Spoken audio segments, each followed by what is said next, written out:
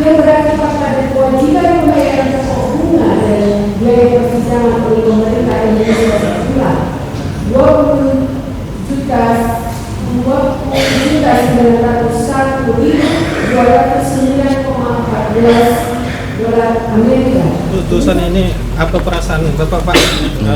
Seperti apa bisa Bapak jelasin Pak?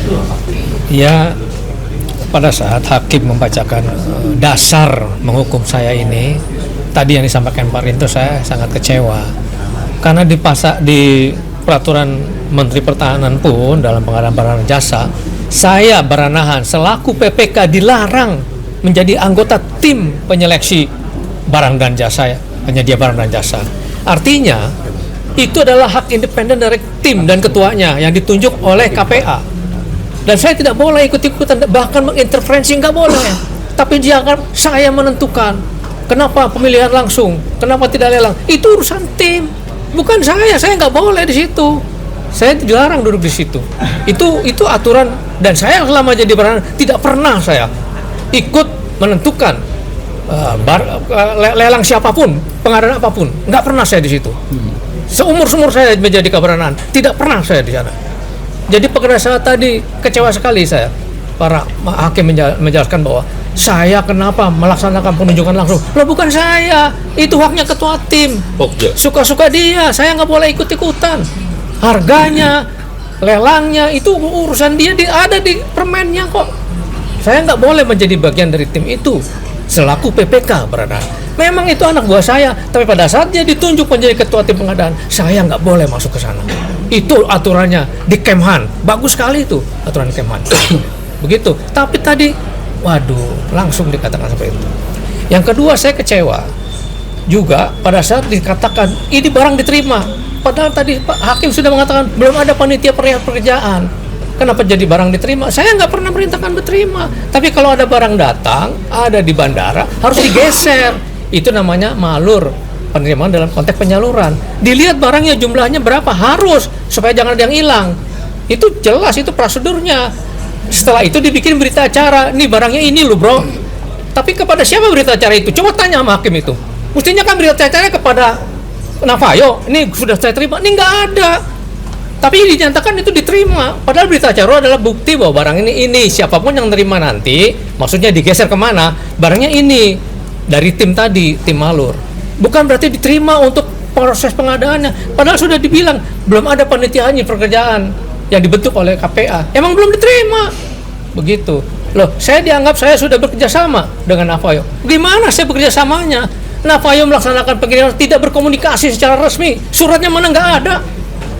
Tapi ada barang kan saya harus amankan. Jangan sampai, apalagi barang itu numpuk di gudang, padahal barang lain dari pengadaan yang lain akan datang, akan membuat barang itu penuh, nggak bisa didukung dengan kapasitasnya. Kita harus geser, keluarkan itu gitu. Itu yang kedua dari kenapa tadi kok hakim seperti itu jalan pemikirannya, tidak memahami yang namanya permenhan tadi itu, bahwa saya selaku Baranahan, selaku PPK dilarang menjadi ketua tim di dalam tim pengadaan itu. Tim itu independen, ditunjuk oleh KPA. Dia mau penunjukan langsung, dia mau pemilihan, dia mau lelang, itu urusan dia. Berapa harganya, itu urusan dia. Saya nggak boleh ikut-ikutan di situ. Itu. Yang kedua tadi masalah bahwa barang ini adalah dalam konteks belum diterima, belum menjadi ini hasil kontrak diterima. Bukan, nggak diterima, itu digeser dalam kata pengamanan, diamankan supaya tidak rusak. Nah, ada berita acara apa? Itu berita acara barang ini iya. Tapi bukan apakah itu berita diserahkan kepada Navayo. Ini saya udah terima. Mana tanda tangan Navayo-nya? Mana suratnya? Nggak ada semua. Loh, kok dibilang dianggap terima? Ini ngerti nggak proses pengadaan?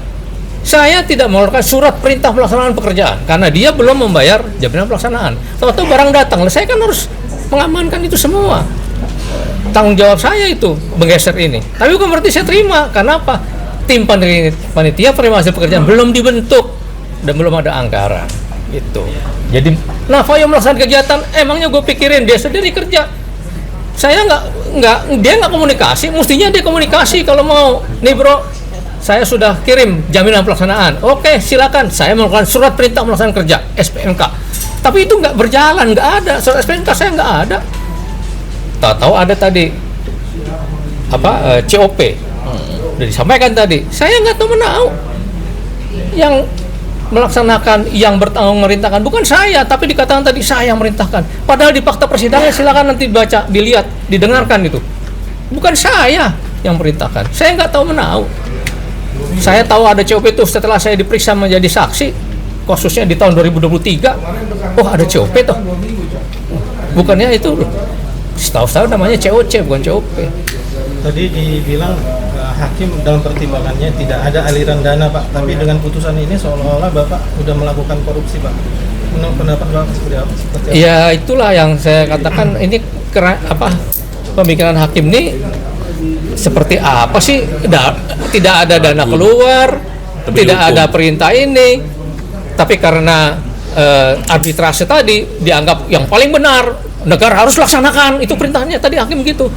Negara dengan yang namanya prestasi harus laksanakan, bayar. Kalau tidak bayar, negara malah melalui aturan dunia. Gitu. Padahal tadi dikatakan bayar tidak bayar ada prosedurnya. Permenhan, Menteri Pertahanan ngakui nggak, minta izin nggak Kementerian Keuangan. Di Kementerian Keuangan bikin APBN nggak, tahun berapa dia mau bayar. Itu nggak ada semua, dan negara tidak ingin membayar. Jadi bilang untuk apa saya untuk dihukum? Apa gitu loh. Tapi ya itulah fakta, ya saya hanya bisa sampai di sini mungkin, bahwa ya saya dijalimi dengan seperti ini. Tapi apapun ya menjadi pertimbangan penasihat hukum saya, keputusan hakim itu seperti apa nanti mensikapinya. Decision on the court in Indonesia and what the difference with in your country the court. So,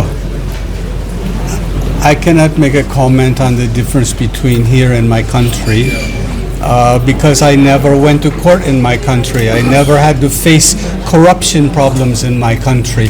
In my country, things are more black and white. Here, there's no black and white. Here, everything is up to the people who are talking. You know, whatever they want to say, that's like the law. Example, today, I listened to what the judges say. And for 5 months, I listen to what they say. For 5 months, they say, oh, Tam only technical. Tam only technical. Tam, dia sudah bicara berapa kali. I'm only technical. But today, it seems like I'm part of administration. I decide which contracts to select. I tell them when they can find another contractor or not. Today, I changed my position according to the judges from being technical to being co-conspirator. Okay? So, in what I heard today, for example, the judges, they hurt me because I believe that they understand, not 100%, I think they understand 95%. Because I hear them say the same thing again and again for the last 4 months, the last 5 months. But today they change everything. They change their story. For example, they said that Pa Leonardi and myself and Gabor, we work together.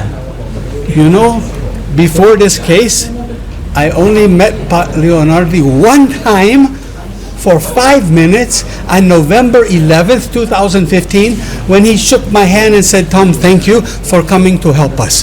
That's it. That's it. But now, because they need a scapegoat, kambing hitam. Because they need a scapegoat, they adjust their story. They adjust the story, but I don't hear any evidence. I don't hear any facts. Yes, Pak Leonardi signed something. He was told to sign something. He was told by the president of this country, who doesn't want to come. He was asked to help. He was asked to make to clarify. He doesn't come, Jokowi, but they said, go do it. In military, if you tell the military go do it, oh, are they supposed to sit and think?